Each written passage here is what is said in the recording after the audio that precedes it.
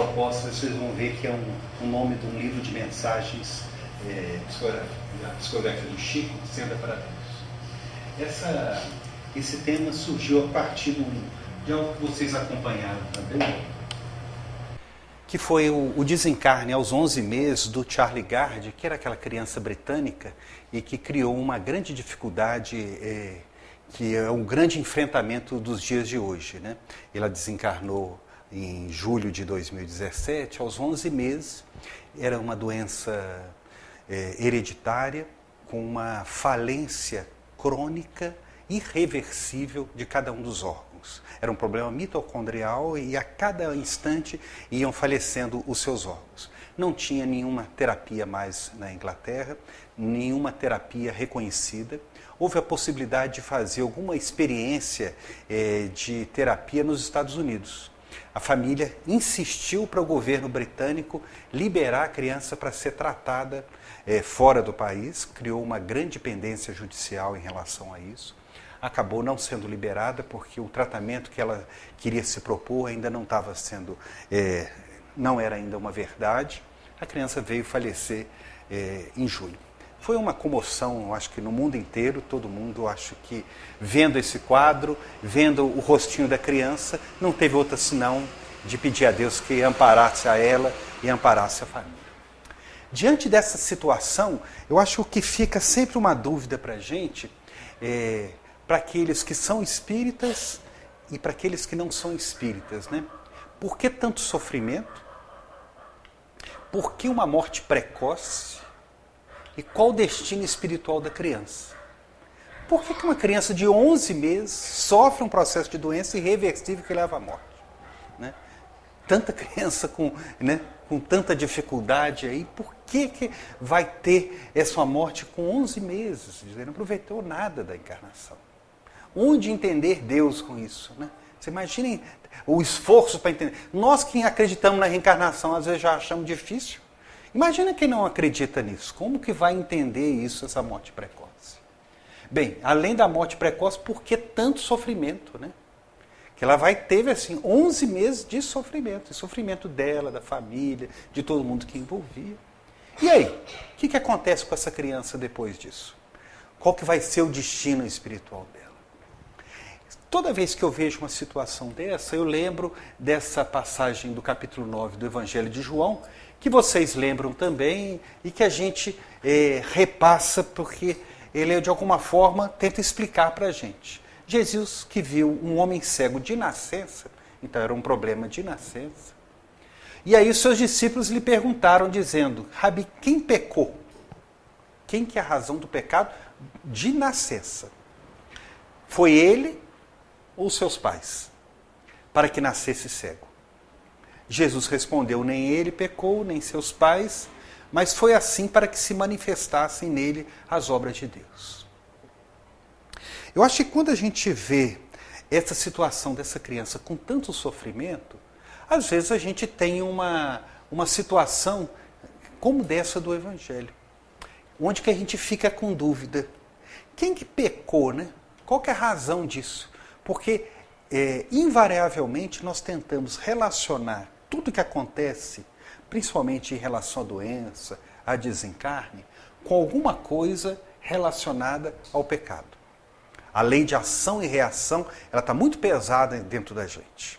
E é tão pesada que às vezes a gente esquece da misericórdia, ou não oferece espaço para misericórdia. A gente fala assim, se a pessoa agiu dessa maneira, ela vai ter que passar nisso na outra encarnação. E a gente sabe que não é assim, né? Porque tem lei de misericórdia. E é uma lei de misericórdia que é superior a essa lei de ação e reação. Tanto é que a gente passa muito pouco pelo aquilo que a gente deveria estar passando. Por isso que não há, para nós espíritas, razão da gente reclamar, que podia ter sido muito pior. Né? Então, mas isso ainda está muito dentro da gente, né? Se ele está passando por alguma coisa, é porque há algum tipo de pecado. E a gente fala, né? O pecado é dele. O pecado nasceu com ele. A gente pode ter algumas doutrinas evangélicas que vão dizer de que é um pecado que ele carrega consigo desde o pecado capital. E para nós, reencarnacionistas, espíritas, né, a gente tenta relacionar com o que ele fez no passado. Esse é um pecado que também os discípulos perguntaram se podia ser dos pais, transmitindo essa relação em relação a esse pecado. Jesus, ele responde isso e ele abandona a lei de ação e reação. E ele fala para que se manifestassem neles as obras de Deus. Então, nesse caso de cego de nascença, não era ação e reação.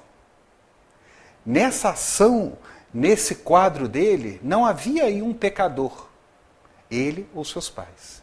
Ele estava vindo ali com uma missão para poder ali ser manifestado na ação de Deus. Então, por mais que a gente seja discípulo, às vezes o nosso pensamento é um pensamento, às vezes, equivocado. Porque a gente tenta estabelecer sempre aquilo dentro da estreiteza do nosso raciocínio, no caso da ação e reação.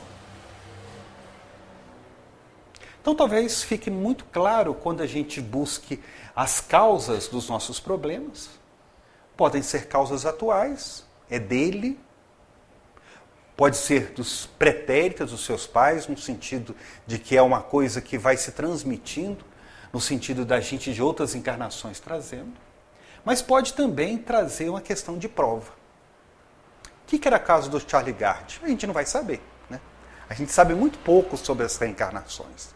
A gente tem alguns excertos de alguns livros que vão indicar para a gente alguma causa. Mas pode ter sido uma causa, ele está sofrendo a partir de um problema que ele adquiriu agora, do passado, de 11 meses, certamente do passado, ou ele veio para dar prova para um testemunho ainda maior.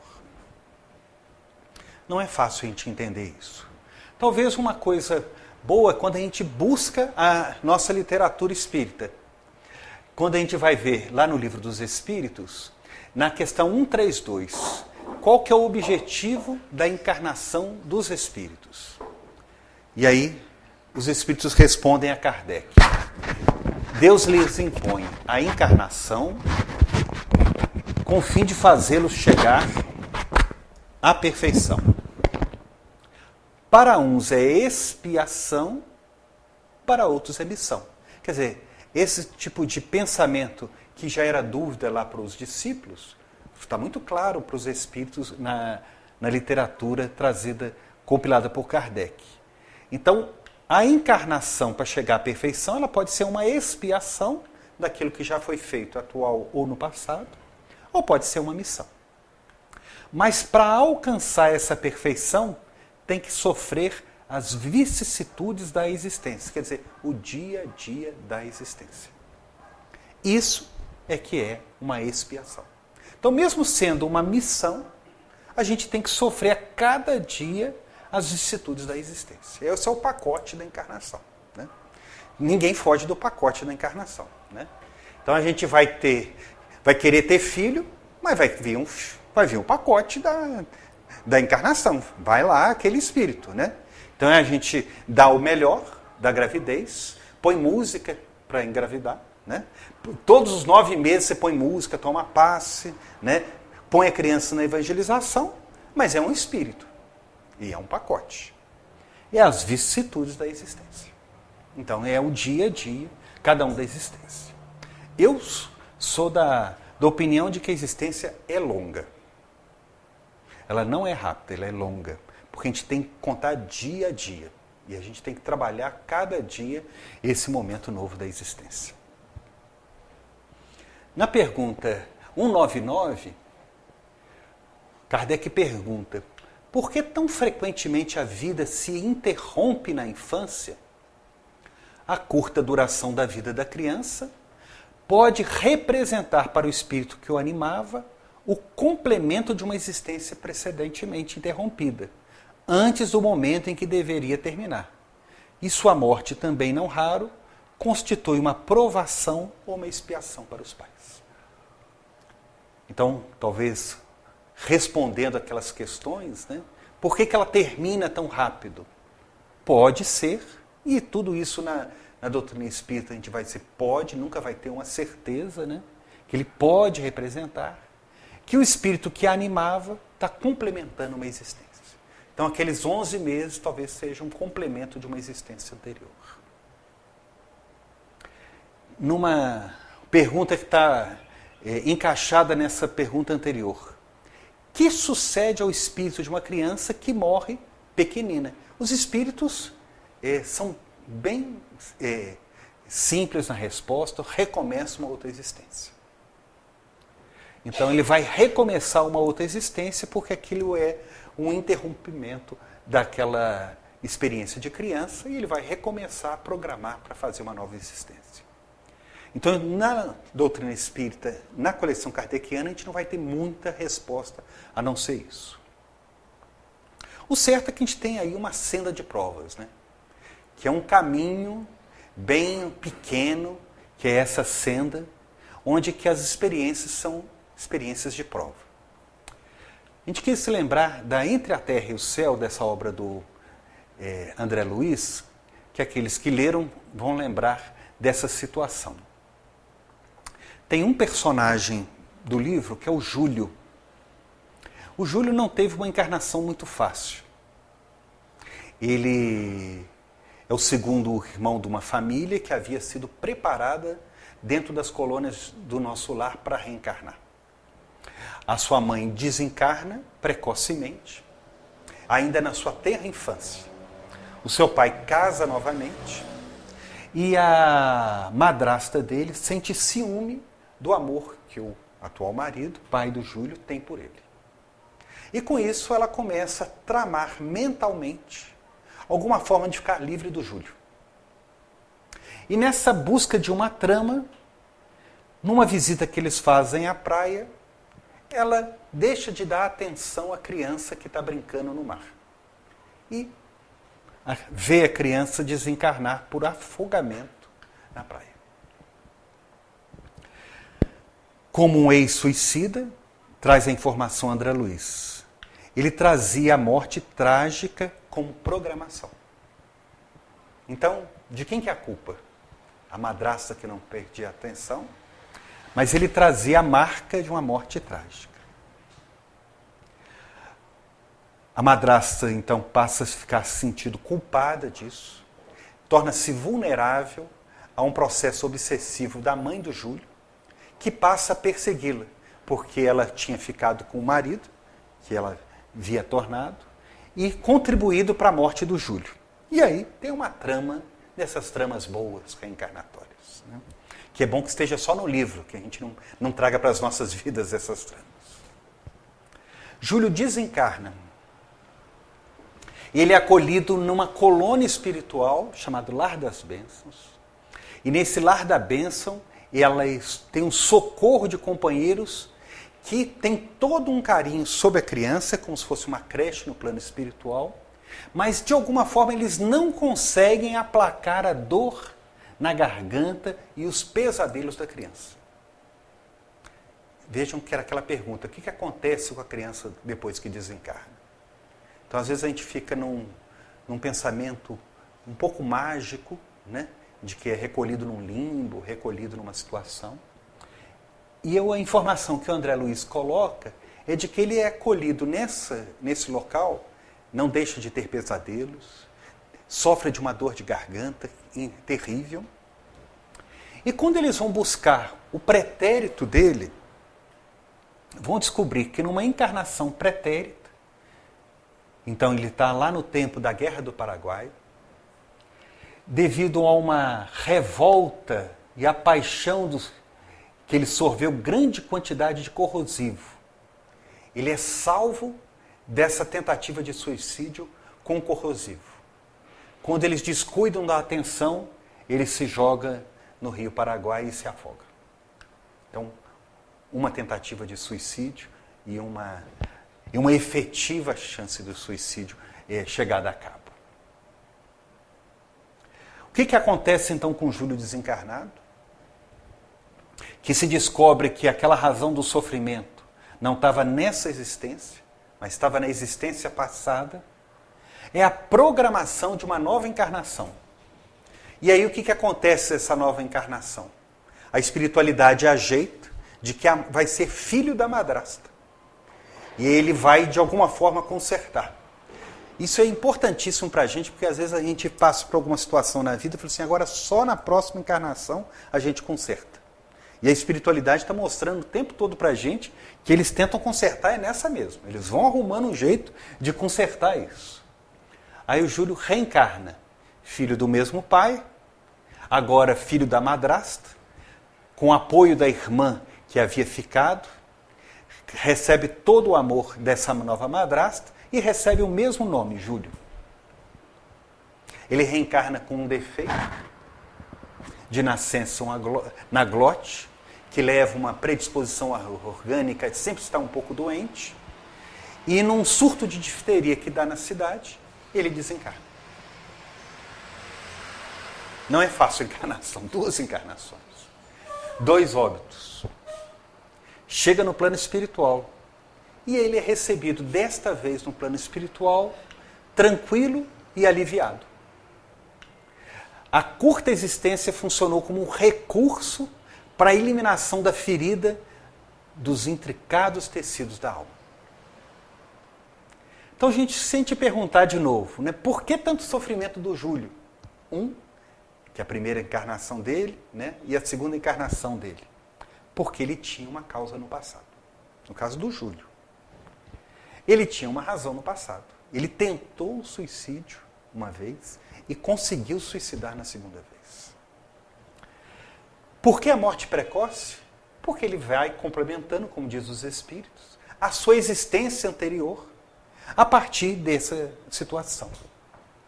Qual o destino espiritual da criança? Ele é recolhido sempre. Ele chega no plano espiritual com alterações orgânicas, perispiríticas, decorrentes da sua encarnação pretérita, na primeira existência como Júlio, e na segunda existência, com um tecido completamente aliviado, porque ele havia expurgado todas as situações. E as outras crianças que a gente conhece? A gente não sabe. E do Charlie Gard também a gente não sabe. Desse a gente sabe. Novamente, no Livro dos Espíritos, a gente vai lembrar que, está lá na pergunta 196, não podendo os espíritos aperfeiçoar-se a não ser por meio de tribulações da existência corpórea, segue-se que a vida material seja uma espécie de crisol, de depurador, por onde tem que passar todos os seres do mundo espírita para alcançarem a perfeição? Será que a gente vai precisar sempre passar por esse depurador? Os espíritos respondem, é exatamente isso. Então a função da nossa encarnação é depurar. Eles melhoram nessas provas, evitando o mal e praticando o bem. Porém, somente ao cabo de mais ou menos longo tempo, conforme os esforços que empreguem, somente após muitas encarnações ou depurações sucessivas, atinge a finalidade para que tendem. Então, está combinado. Para assim, o jogo está esse, então nós vamos trabalhar para isso. Porque é exatamente isso que funciona a nossa encarnação. A gente vai passando por essas provas e se melhorando através dessas provas. Quanto tempo? Vai depender do nosso passado. Como a gente não tem acesso a ele, então a gente não tem essa resposta. Conforme os esforços que empregam. Então isso é importante porque, além de passar pelas provas, nós temos que mostrar esforços. Se a gente não mostra esses esforços, como que a gente vai conseguir melhorar? Então a gente vai ter que mostrar isso para que essas encarnações ou essas depurações sucessivas. Continua Kardec na pergunta. É o corpo que influi sobre o espírito para que este se melhore, ou é o espírito que influi sobre o corpo? Então, se é o corpo que, de alguma forma, ele vai depurar esse espírito, é o corpo que vai influenciar sobre o espírito, ou o espírito que vai influenciar? Os espíritos respondem, e é bom que entenda isso. Teu espírito é tudo. Teu corpo é simples veste que apodrece. É isso tudo. Então, essa é uma verdade que não tem como discutir. O espírito é tudo. Mas a gente tem que tomar cuidado, porque o corpo influencia a nossa situação.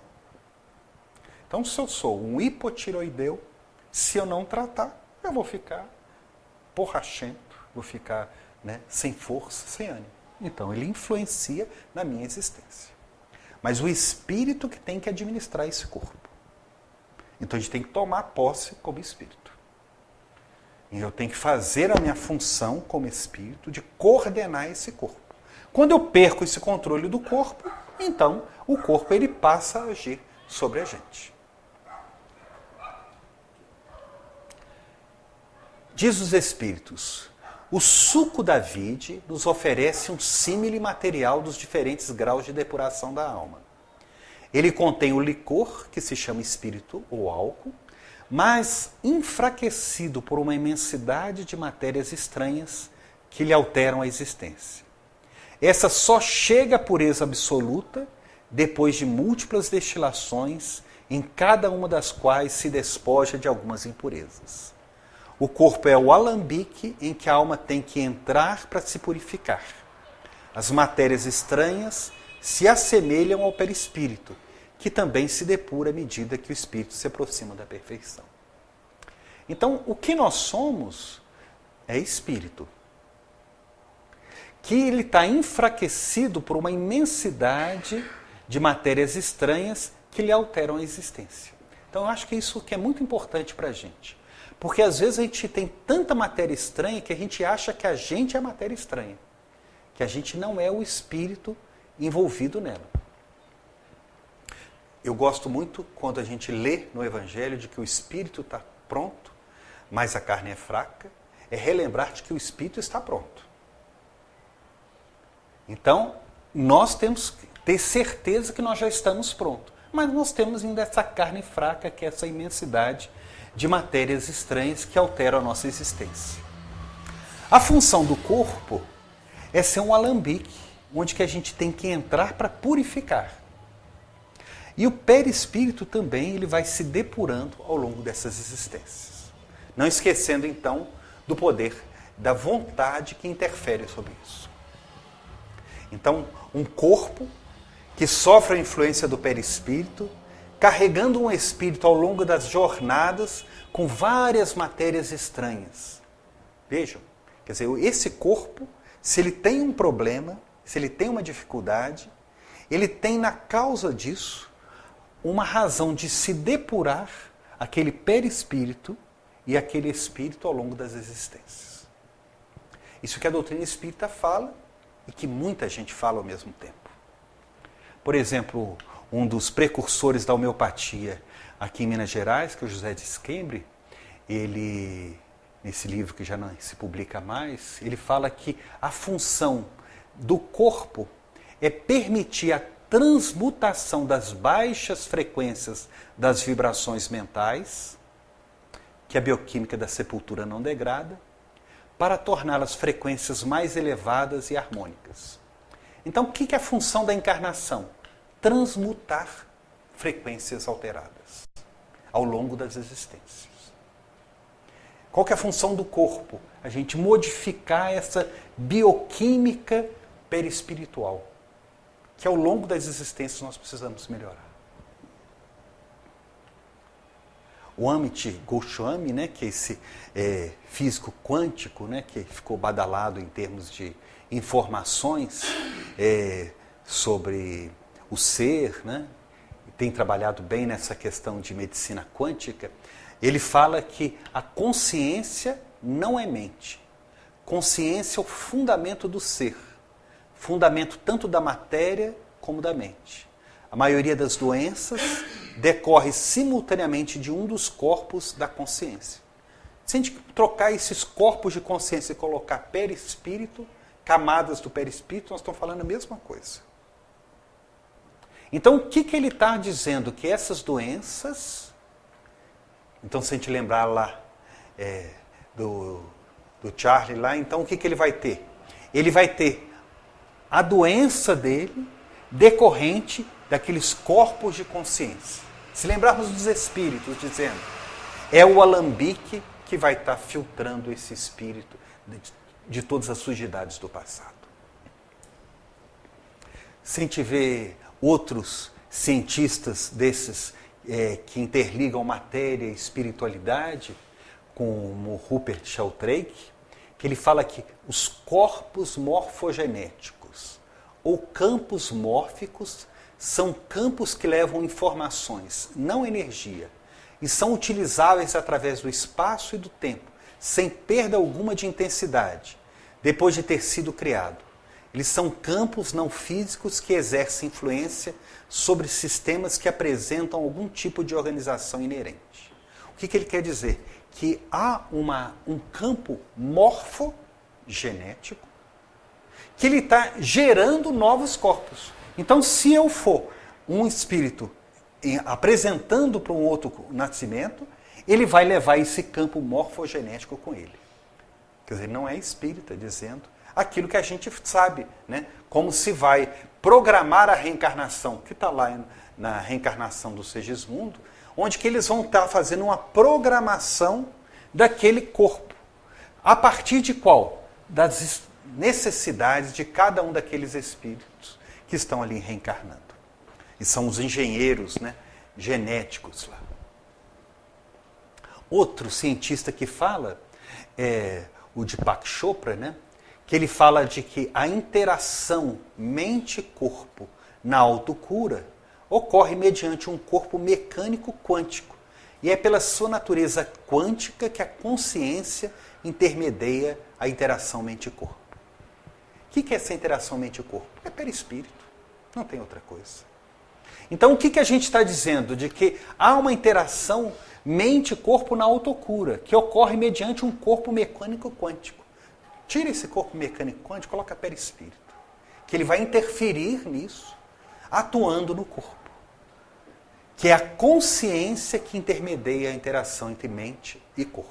Então qual que é a ligação onde aquilo que eu penso se transformando no corpo? Atuando no perispírito. O Hernani Guimarães Andrade, né, que é um dos grandes precursores da ciência espírita, ele colocava dizendo de que o perispírito é, na verdade, um modelo organizador biológico. Tira esse modelo organizador biológico e coloca esse corpo mecânico quântico. Mesma coisa. Ele proporciona uma visão einsteiniana do sistema vivo. Segundo esse modelo, o perispírito controlaria a disposição espacial das células através de um complexo mapa tridimensional, de que espera que o corpo, depois de completado o seu desenvolvimento, esse mapa molde seria formado de energia holográfica que conteria informações codificadas para a organização espacial do feto. Veja, nós estamos falando a mesma coisa que André Luiz já colocava, de que é uma predisposição para aquele indivíduo que vai nascer, trazendo todas aquelas predisposições. Que predisposições? Aquelas predisposições necessárias para a experiência terrena, para ele passar pelo crisol do corpo terreno. O Décio Iandoli, né, que é professor de fisiologia, né, e é autor de livros espíritas, uma pessoa muito agradável, que trabalha esses temas, ele fala que outra função do perispírito é de ser o princípio diretor da vida organizada. Quer dizer, o perispírito não é apenas uma ligação, um laço fluídico que une corpo e espírito, como a gente lê na obra kardeciana, como uma das apresentações dele. É mais do que isso. Ele é um princípio diretor da vida organizada. É um elemento aglutinador da organização da matéria, traduzindo a vontade do princípio individualizado. Ele age como um orientador, aglutinador das células materiais obedientes às leis biológicas. Então isso é importantíssimo. Como que eu vou interferir no corpo? Claro que eu vou fazer o tratamento, mas eu também tenho que trabalhar com o meu perispírito. Então o que adianta eu fazer o tratamento? Nós estamos falando para nós espíritas. Se eu estou com a mente desorganizada, desequilibrada, perturbada. Até aqueles que são materialistas convictos repetem para a gente que mente sã é corpo são. Nós espíritas nós somos muito mais do que isso, no sentido de que a gente sabe de que o perispírito ele é um aglutinador de células materiais. Então, se eu estou desorganizado, espírito como diretor, perispírito como meio, então o resto também vai estar desorganizado. doutora Marlene Nobre, né, ela repete um conceito desses dois irmãos cientistas, de que uma única célula, para funcionar, necessita de 2.000 enzimas específicas. A reunião de 1.000 dessas enzimas de forma ordenada e perfeita no decorrer de milhões de anos é estatisticamente impossível. E aí a dona Marlene completa que a gente não pode senão constatar a existência de um fenômeno de ordem subjacente que conduz inelutavelmente o surgimento da vida. Por isso que ela faz um livro em defesa da luta contra o aborto, né? Que ela colocando de que a gente não controla, aquilo não é um produto nosso. É um produto de que alguma coisa dirige o crescimento dessas células, que é o espírito. Dona Joana de Ângeles, através do Divaldo, ela coloca então de que os arquivos das experiências das encarnações impõem na aparelhagem física, mediante o metabolismo psíquico, muito complexo e sutil, as limitações, as coerções, as punições, ou faculta uma amplitude de recursos fluídicos, conforme as ações do estágio anterior na carne, em que o espírito se acompliciou com seu erro pela dignificação. Isso interfere no comportamento hereditário, não apenas modela a forma que se revestirá o espírito, desde embrião que se lhe amolda completamente, como reproduzindo as expressões fisionômicas e anatômicas quando da desencarnação. Todo mundo falando a mesma coisa. De que há um modelo, de que o perispírito, ele transmite para a nova existência aquilo que ele de alguma forma vai acumulando das suas existências. E isso é tão patente que a gente vê espíritas, a gente vê pesquisadores e a gente vê também pessoas não espíritas, como essa obra que nós acabamos de ler no estudo de sábado, que é o Brian Zandi, que é um pastor americano, e ele fala que quando analisa o perdão do Papa João Paulo II, daquele que havia tentado assassiná-lo, de que o Papa não imprime na sua alma o tiro que foi dado no seu corpo. É exatamente isso. Porque quando a gente imprime na alma aquilo que acontece, o que ele faz? A gente transmite para as experiências depois. Se a gente não imprime na alma aquilo, a gente não transmite. Esse é o perdão absoluto. Então, qual que é o caminho nosso? É tentar fazer com que o nosso perispírito ele deixe de se imprimir com as traições, com as perturbações, com as perseguições, com todo aquilo que acontece e que de alguma forma macula a nossa existência. Se a gente descobre isso que o Papa João Paulo II fez, né? Por que ele esquece? Né? Por que ele esquece? Porque esse é o perdão, que ele tem que esquecer. Que esse é o momento que ele se libera daquela situação. Como a gente às vezes ainda não se libera, carrega a culpa, e é aquela culpa mesmo do Júlio, que aqui o problema dele não era ter matado o corpo, era levar a culpa ao longo das existências. Somente quando ele se libera da culpa é que ele consegue se resolver. Então o problema não é um ato pura e simplesmente, é a culpa ali envolvida. Quando ele não tem culpa, quando ele perdoa, quando ele consegue não se macular na alma, no perispírito daquilo, então não há uma reprodução no corpo diante daquela existência. Tudo isso a gente vê na obra do André Luiz, né? Que a gente vai ver casos e casos onde que as programações reencarnatórias estão o tempo todo trazendo para a gente essas informações e colocando para a gente essas informações e vão dando uma impressão de uma lógica que é importantíssima na nossa existência. A doutrina espírita serve para a gente acalmar, a gente vem no centro, toma paz, se acalma, que já é uma grande coisa, né? Agora, ela também é uma doutrina que traz informação, e essa informação é para, de alguma forma, a gente se acostumar com essa informação espírita e a gente modificar as nossas condutas. E essas condutas, bem dentro daquilo que o Brian Zandi fala a respeito do perdão, é da gente não macular a nossa alma, o nosso perispírito diante dessas situações e continuar a nossa existência. Mais do que isso, a gente não consegue. Eu acho sempre que nós estamos vivendo sempre pelo buraco da fechadura. A espiritualidade, de vez em quando traz uma fechadura, a gente olha a espiritualidade desse jeito. Mais do que isso, a gente não consegue.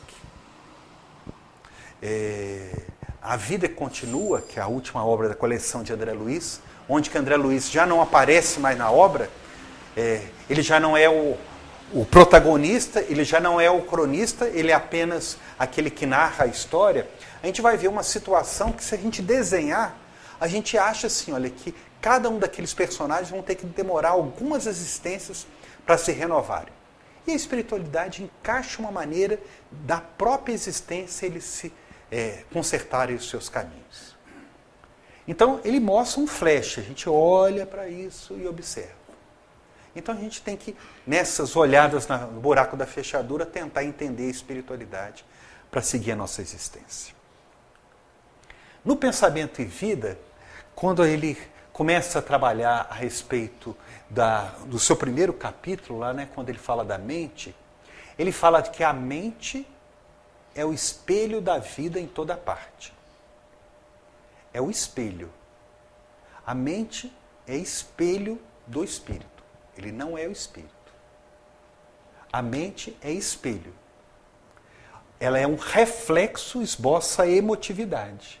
Isso é muito importante, porque às vezes a gente acha que mente é espírito. Ela tem parte do espírito. Mas mente também é do nosso dia a dia. Então, se você pensar para qualquer um desses que uma situação de confusão pode levar alguém a cometer um tipo de assassinato, logicamente ninguém vai se propor para isso. Mas no meio da confusão, ele se envolve dentro daquilo e se torna espelho. Então é possível de que eu esteja bem em um dia e reflita esse estado bem. Eu posso estar muito nervoso e eu vou refletir aquele estado nervoso. Eu posso vir na casa espírita, participar de uma reunião e estar completamente ligado com a espiritualidade. Então eu estou ligado com a espiritualidade, eu estou refletindo a espiritualidade. E posso chegar em casa, tornar-me um tirânico e tornar um reflexo. Então, nós estamos vivendo num instante de que a gente está vivendo mais como espelho do que exatamente agindo como o espírito. Quando os espíritos dizem que o espírito é tudo, é para deixar bem claro de que a gente tem que administrar o quanto que a gente é espelho. Para onde que eu estou refletindo naquele instante. Para que eu não possa ter uma situação de variação. Em um momento eu estou, como Pedro, reconhecendo que Jesus é o Filho do Pai, e no outro instante eu estou repreendendo Jesus, porque ele acha que vai morrer. E Jesus chama ele de filho do demônio. Ele chama o próprio demônio.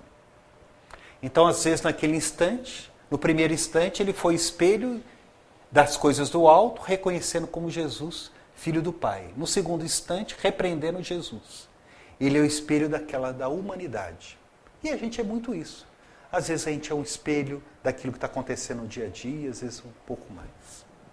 Isso é importante de que o reflexo esboça a emotividade. A emotividade plasma a ideia determina a atitude e a palavra comandam as ações.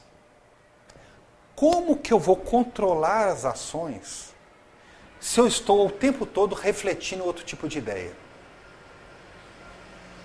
Então eu só posso mudar as minhas ações se eu passar a refletir um outro tipo de ideia. Então, às vezes, a gente gasta muito esforço para controlar as nossas ações lá no final da ponta, quando o problema é aqui em cima. É quando eu passo a me desligar, né, de refletir alguma coisa diferente. Se eu estou o tempo todo me envolvendo com ideias de perseguição, elaborando mentalmente com a mãe do Júlio, de uma maneira de ficar livre daquela situação incômoda de ter o filho da primeira esposa sendo amado dentro de casa, eu crio uma situação que predispõe a um acidente. O acidente leva ao óbito do Júlio na primeira encarnação e ela assume a culpa. As ações dela tiveram origem lá no espelho das emoções iniciais. Então, às vezes, nessas dificuldades próprias do nosso dia a dia, os problemas domésticos de casa, as ações é quando a gente fala alguma coisa sem querer. Ué, falou sem querer porque estava arquitetando mentalmente, estava refletindo aquela perturbação desde o início. Como é que eu vou modificar essas minhas ações? Eu tenho que modificar lá em cima. Tarefa fácil. Nós temos uma encarnação toda para treinar para a gente fazer isso. Leon Denis já indica para a gente alguma coisa. O poder da alma resume-se em 3 palavras. Sempre gostei do Leon Denis por causa dessas coisas. Querer, saber e amar. Ele fala que querer é convergir toda atividade, toda energia para o alvo que se tem de atingir. Desenvolver a vontade e aprender a dirigi-la. Quando trabalha a vontade na obra kardeciana, a gente sabe que vontade é alguma coisa que já nasce com a pessoa, mas que também é desenvolvida. Então a gente até admira as pessoas que têm grande vontade, mas a gente esquece que também a gente tem que desenvolver. O próprio Leon Denis coloca, a gente tem que desenvolver a nossa vontade. E é desenvolver mesmo, né? E aprender a dirigi-la. Então eu tenho que colocar a direção da minha vontade. Tem que saber, porque sem o estudo profundo, sem o conhecimento das coisas, das leis, o pensamento e a vontade pode se transviar no meio das forças que procuram conquistar e dos elementos que aspiram a governar. Eu acho que isso aqui é importantíssimo. Nós precisamos estar sempre em contato com o conhecimento. Porque ao longo do caminho a gente vai ter muita coisa para a gente se transviar, para distrair, tirar a nossa atenção. E hoje é coisa impressionante a quantidade de distração que a gente tem. Então a gente tem que tomar muito cuidado com isso, e o conhecimento nos deixa sempre mais próximos da rota do nosso caminho. E por último, a gente tem que saber amar, né? Que sem o amor, a vontade, a ciência seriam incompletas e muitas vezes estéreis. O amor ilumina-as, fecundas, centuplica-lhe os recursos. Não se trata de amor que contempla sem agir, mas o que se aplica a espalhar o bem e a vontade pelo mundo. Nós somos discípulos de São Tiago, né?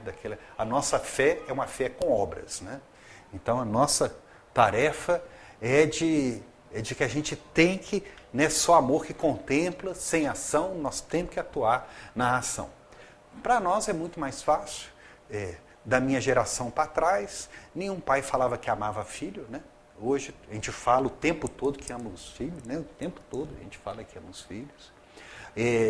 A gente, para trás mente, o relacionamento marido e esposa era sempre uma coisa muito diferente.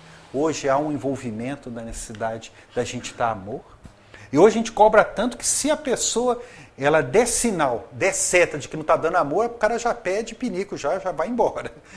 Porque o amor a gente tem que estar o tempo todo da nossa atuação. Quando a gente vê essa obra, né, Senda para Deus, que é uma reunião de mensagens compiladas do Emmanuel nas reuniões mediúnicas, tem uma mensagem que dá o tema do livro, que é muito simples, mas eu acho que é muito importante para a gente. Dificuldade à frente. Então, aqueles que passam por dificuldade aí na vida, o Emmanuel responde quase igual a André Luiz: mais serviço no bem. Família em descontrole, age na paz do bem. Injúrias e agressões, ouvida, esquece e faz o bem. Confidências amargas, mostra a face do bem. Moléstia e sofrimento, aceita e atende o bem. Prática do bem é a senda para Deus. Então, daquela caminho de senda de provas que a gente mostra no início, a gente tem aí agora uma senda para Deus. E essa senda para Deus não é nada mais do que prática do bem. E ele coloca de coisas bem simples para a gente. Vai ter momento na nossa vida que a gente vai ter dificuldade, aí a gente age no serviço do bem. Família em descontrole, vocês imaginam de que as nossas famílias, até o século XIX, início do século XX, a gente não tinha uma família organizada. Quer dizer, imagina que perturbação que era a sociedade, colocou todo mundo reencarnado. Quer dizer, não pode ser uma família sempre de paz, né? Age na paz do bem. injúrias e agressões, né? Estamos em planeta de provas e expiações. Esquece, né? Esse é o caminho importantíssimo, né? Da gente colocar lá, tirar da tela principal, deixar ele um pouquinho escondido ali na tela, no desktop, e faz o bem. Confidências amargas, né? Quando aquela pessoa que é muito próxima para a gente despeja o caminhão de amargura, mostra a face do bem. Moléstias, né? Quando chegam na nossa casa, né? Vai chegar na casa de todo mundo, né? Moléstias e sofrimento, aceita e atende o bem. Aceitar, porque faz parte da nossa vida isso mesmo. Então a prática do bem é a senda para Deus. Tem um autor que eu gosto muito, que é o Henry Nouwen. O Henry Nouwen era um padre norueguês. Uma vez ele visitando o seu pai, ele morava nos Estados Unidos, ele foi visitar o pai dele, e eles foram na Alemanha ver no circo uma apresentação de acrobatas. E ele ficou admirado com a coragem dessa família, né, que era uma família de voadores. E ele era um teólogo, um pesquisador, e ele se propõe, ele vai reconhecer essa família de acrobatas e se propõe a viajar com eles um tempo, admirando o seu trabalho. Essa é a fotografia do Henry Nouwen, com a família dos voadores, né, dos Holligs voadores. E ele vai depois apresentar num dos seus livros o que ele descobriu desse acrobata. Que o segredo daquele que é acrobata é que quando ele está em voo, ele não faz nada a não ser erguer os braços. O apanhador segura e puxa o voador. Então ele descobriu que o acrobata, quando ele vai se lançar, ele se lança no vazio com coragem, mas não faz nenhum esforço. Ele só coloca o braço para cima. O esforço é todo do apanhador. Se ele fizer algum esforço, ele pode até quebrar o braço daquele que é o apanhador. O Henry Nouwen, então, descobriu que o segredo nosso na relação com o divino é o segredo do acrobata. A gente não faz nenhum esforço se não erguer os nossos braços. A gente ergue os nossos braços para que o apanhador, que é a figura paterna de Deus, nos apanhe e nos conduza. A grande dificuldade é a gente se lançar no vazio com essa confiança. Quer dizer, o grande desafio é a gente se lançar no vazio para que a gente possa, então, ser apanhado. E lançar no vazio não é fácil. Como é que é o caso hoje? Eu vou ter que conviver com a pessoa, mas eu me lanço no vazio. Eu nunca vou ter certeza do que vai acontecer. E hoje até na sociedade é aceito, né? A pessoa mora com ele um tempo, né? Porque a gente tem tanta dúvida de que a gente vai se lançar no vazio, que até a gente passou a aceitar que a pessoa convive, faz um test drive antes, para poder ver se vai dar certo. Porque isso é lançar no vazio, porque toda vez que você ama alguém, você se lança. Se vai ser acolhido ou não, vai depender disso. E esse é um desafio muito grande. No relacionamento com Deus é a mesma coisa. Eu me lanço, mas só faz isso quem tem plena coragem, convicção disso. Vai necessitar, então, de conhecimento, vai necessitar de vontade, vai necessitar de querer, vai necessitar de amar, que a pessoa se lança na tarefa. Porque as pessoas falam o seguinte: por que eu vou fazer uma atividade de caridade? Porque aquela pessoa pode pegar a cesta e vender e vai fazer a coisa. Ela nunca vai fazer caridade, né? O Divaldo comenta isso. Toda vez que eu discuto sobre caridade, eu acabo por não fazê-la. Porque se eu vou dizer, para que eu vou fazer isso, se a pessoa não vai utilizar aquilo? Por que eu vou ter filhos, se eu posso ter um filho que não vai nascer doente? Quem pensar assim não tem filho, né? Que eu vou ter um filho que pode se tornar um drogadito. Não vai ter filho. Quer dizer, você se lança no vazio. Então eu acho que o desafio nosso é um desafio de nos lançarmos, né? Como diz o Henry Nouwen, né? É da gente ter uma confiança eterna no Pai, da gente se lançar nesse vazio, elevando os nossos braços, tendo a certeza de que Ele vai nos apanhar. É uma convicção que é uma coisa assim muito simples dentro da gente, que quando a gente coloca assim, Deus nos acolhe, Deus nos abençoa, Deus nos sustenta. Quem tem a certeza disso, a vida é mais tranquila. Quem não tem essa certeza, sofre muito, porque ele desconfia de tudo. Essa não é um sentimento apenas de raciocínio, tem que ter um certo, assim, uma crença íntima, e aí é o convite meu de entender. Então quem perde é o Charlie Gard e continua a vida, é aquele que de alguma forma entendeu que fez o melhor para ele, que ele teve a melhor existência que ele pôde ter, e de que nós cumprimos a função dele e que continuamos a nossa existência. Se jogou no vazio e foi acolhido pela mão divina. Quem acha que todo mundo agiu errado, de que a criança sofreu muito, ele fica com sofrimento, ao contrário do Papa João Paulo II, agasalha na alma o tiro, que aquilo transforma, perturba, amarga a sua existência e as outras existências futuras. Nosso desafio, então, eu acho igual o Henri Nouwen, é nos jogar no vazio, né? Eu acho que é a gente se lançar e ter certeza de que alguém vai nos apanhar e nos acolher hoje e sempre. Muito obrigado, gente.